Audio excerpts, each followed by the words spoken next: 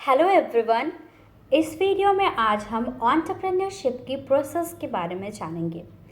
Previous videos में मैंने आपको एंटरप्रेन्योरशिप के कॉन्सेप्ट को क्लियर किया, उसकी नीड और इम्पोर्टेंस को बताया और बिजनेस से किस तरह से एक एंटरप्रेन्योरशिप अलग होती है, एक बिजनेसमैन और एक एंटरप्रेन्योर में किस तरह के डिफरेंसेस होते हैं, ये मैंने आपको बताया। अगर आपने वो वीडियोस नहीं देखी हैं तो मेक श्योर आप उन वीडियोस को ज़रूर देखें ताकि आपको इस वीडियोस को समझने में कोई परेशानी ना हो और आप अच्छी तरीके से इस वीडियो को समझ सकें। तो अब हम आते हैं कि एंटरप्रेन्योरशिप की प्रोसेस क्या होती है। हमें पता है कि एंटरप्रेन्योरशिप एक तरह का प्रोसेस होता है, बट इसकी प्रोसेस में क्या क्या स्टेप्स होती हैं, आज हम इस वीडियोस में उन स्टेप्स को डिस्कस करेंगे। जो पहली स्टेप होती है वो होती है सेल्फ डिस्कवरी। इस स्टेप में एक एंटरप्रेन्योर डिस्कवर करता है अपनी स्ट्रेंथ को और अपनी वीकनेस को, वो किस चीज़ में अच्छा है और वो सोसाइटी को किस तरह से हेल्प कर सकता है। ये वो समझता है कि क्या उसके अंदर ये पोटेंशियल है कि वो सोसाइटी के लिए कुछ कर सके, कुछ अलग, कुछ नया कर सके। तो वो जब सेल्फ डिस्कवर कर लेता है उसके बाद वो अपॉर्चुनिटीज़ को आइडेंटिफाई करता है। अब अपॉर्चुनिटीज़ को आइडेंटिफाई करने के लिए वो पहले सोसाइटी की नीड को जानता है कि उनकी आवश्यकताएं क्या क्या हैं, उनको ज़रूरत किस चीज़ की है, उनकी वांट्स क्या क्या हैं, और उनकी वांट्स को, उनकी नीड को जानने के बाद वो प्रॉब्लम को खोजता है कि आखिर प्रॉब्लम कहाँ आ रही है, और प्रॉब्लम खोजने के बाद वो उन प्रॉब्लम्स को किस तरह से ओवरकम किया जाए, किस तरह से उस प्रॉब्लम को हटाया जाए, दूर किया जाए, उसको उसके न्यू वेज़ खोजता है कि किस तरह से उस प्रॉब्लम को ओवरकम करके सोसाइटी से हटाया जा सके और इस सोसाइटी को बेनिफिट पहुंचाया जा सके। फिर प्रॉब्लम्स जानने के बाद और अपॉर्चुनिटीज़ ढूंढने के बाद वो आइडियाज़ जनरेट करता है, जनरेटिंग एंड इवैल्यूएटिंग आइडियाज़। यानी इसमें वो क्या करता है, वो अपने एक्सपीरियंस से या ब्रेनस्टॉर्मिंग से डिफरेंट क्रिएटिविटी लाता है। वो अपने प्रोसेस में वो अपने आइडियाज़ में क्रिएटिविटी इन्वॉल्व करता है कि किस तरह से औरों से हटके कोई काम किया जाए। हमें पता है कि एक बिजनेसमैन और एक एंटरप्रेन्योर में यही डिफरेंस होता है कि बिजनेसमैन वो काम करते हैं जो ऑलरेडी में मार्केट में 10 लोग कर रहे हैं, बट एंटरप्रेन्योर जो काम करता है वो सबसे हट के काम होता है और वो बाकी लोगों से, भीड़ से बिल्कुल अलग काम होता है। ठीक है, तो जब वो कुछ अलग काम कर रहा है तो उसमें वो कुछ क्रिएटिविटी इन्वॉल्व करेगा।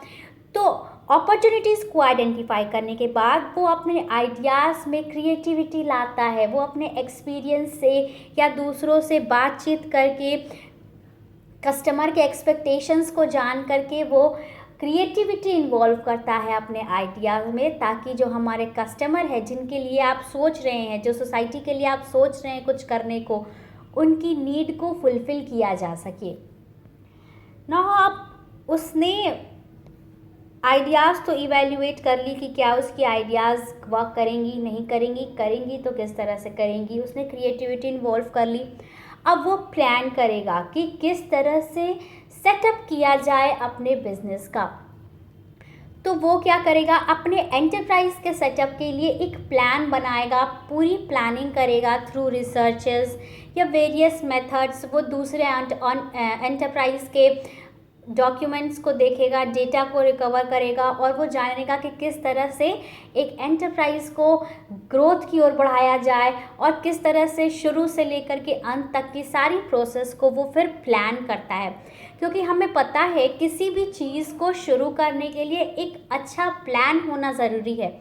बिना प्लान के हम किसी भी नई चीज़ को शुरू करने नहीं कर सकते, और अगर कर भी देते हैं तो आगे चल के वो फेलियर हो जाता है, क्योंकि हमने उसके आउटकम्स के बारे में नहीं सोचा था कि ऐसा हो सकता है या नहीं हो सकता है।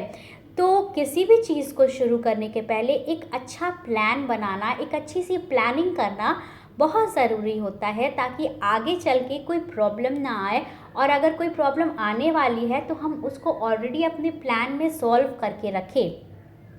ठीक है, अब प्लान बनाने के बाद वो कैपिटल रेज करता है, क्योंकि एंटरप्राइज खोलने के लिए ऑब्वियस है कैपिटल चाहिए होगा। तो वो कैपिटलिस्ट को अट्रैक्ट करता है अपने एंटरप्राइज़ की ओर, ताकि उसमें लोग इन्वेस्ट कर सके, उसके एंटरप्राइज़ में लोग इन्वेस्ट कर सके और वो अपना स्टार्टअप कैपिटल रेज़ कर सके। अब जब उसने कैपिटल रेज़ कर लिया तो अब वो क्या करेगा, स्टार्टअप करेगा। स्टार्टअप किस तरह से करेगा, स्टार्टअप करने के लिए वो डिफरेंट अब कस्टमर्स को अट्रैक्ट करेगा। कैपिटल रेज करने के लिए उसने इन्वेस्टर्स को अट्रैक्ट किया, बट अब वो स्टार्टअप करने के लिए, कंपनी को शुरू करने के लिए वो कस्टमर्स को अट्रैक्ट करेगा। ऑब्वियस है, जिस कंपनी की या जिस एंटरप्राइज़ के ज़्यादा से ज़्यादा कस्टमर्स है वही एंटरप्राइज़ मार्केट में सक्सेसफुल होगी। अगर किसी एंटरप्राइज़ के कस्टमर्स ही नहीं हैं तो वो मार्केट में उसका सक्सेसफुल होना या उसकी ग्रोथ होना या लॉन्ग रन में वो कंपनी एग्जिस्ट करे, ऐसा थोड़ा मुश्किल हो जाता है। मुश्किल क्या, ऐसा पॉसिबल ही नहीं है कि जिस कंपनी के कस्टमर्स ही नहीं है वो मार्केट में कंपटीशन में, इस कंपटीशन भरे हुए मार्केट में एग्जिस्ट कर सके। तो अब वो कस्टमर डेवलप करेगा, उनके इंटरेस्ट को उसने जाना था, उनकी अपॉर्चुनिटीज़ निकाली थी, उनके वांट्स नीड को किस तरह से फुलफ़िल किया जाए ये सोचा था उसने। तो अब उनके लिए सोचा है तो उनके लिए करेगा भी, तो वो करने के लिए उसको कस्टमर भी तो चाहिए होंगे, सोसाइटी से कोई आएगा उसके पास तब तो वो किसी के लिए करेगा। तो इस तरह से वो कस्टमर को अट्रैक्ट करता है। नेक्स्ट वन इज़ वो ग्रोथ होता है, उस एंटरप्राइज का फिर ग्रोथ होता है। अब एंटरप्रेन्योरशिप में क्या होता है कि स्टार्टअप तो कर दिया, अब उसको ग्रोथ भी तो करना है। थोड़ी हम जहाँ से शुरू किए थे वहीं अटके रह जाएं, नहीं, धीरे धीरे उसको ग्रोथ करना है, उसको अपनी एंटरप्राइज को एक्सपैंड करना है और लार्ज लेवल, लार्ज स्केल तक लोगों तक पहुंचाना है, ठीक है। और लास्ट में क्या होता है, हार्वेस्ट, यानी जो भी उसको रिवॉर्ड मिलते हैं in the way of profit वो उसको हार्वेस्ट करता है। तो बेसिकली क्या किया जाता है कि एक एंटरप्रेन्योर उस रिवार्ड को दूसरे एंटरप्राइज में इन्वेस्ट कर देता है, वो दूसरे आइडियाज़ में इन्वेस्ट कर देता है उस रिवार्ड को। यही एक डिफरेंस होता है एक बिजनेसमैन और एक एंटरप्रेन्योर में। एंटरप्रेन्योर क्या करता है कि उसको जो भी प्रॉफिट होता है या फिर जो भी उससे रिवार्ड्स मिलते हैं उसको वो न्यू आइडियाज़ में इन्वेस्ट करने का सोचता है कि किस तरह से और अपने एंटरप्राइज़ को एक्सपैंड किया जाए और अपने एंटरप्राइज़ की ग्रोथ की जाए। बट एक बिजनेसमैन जो होता है वो उस पैसे से करेगा, अपना बिजनेस ग्रोथ भी करेगा, बट खुद के पर्सनल नीड के लिए भी खर्च करता है। मैंने आपको अपने प्रीवियस वीडियोस में एग्जाम्पल भी दिया था कि जिस तरह से मुकेश अंबानी ने जब उनकी डॉटर की शादी थी तो उन्होंने बहुत से पैसे खर्च किए ग्रैंड वेडिंग की।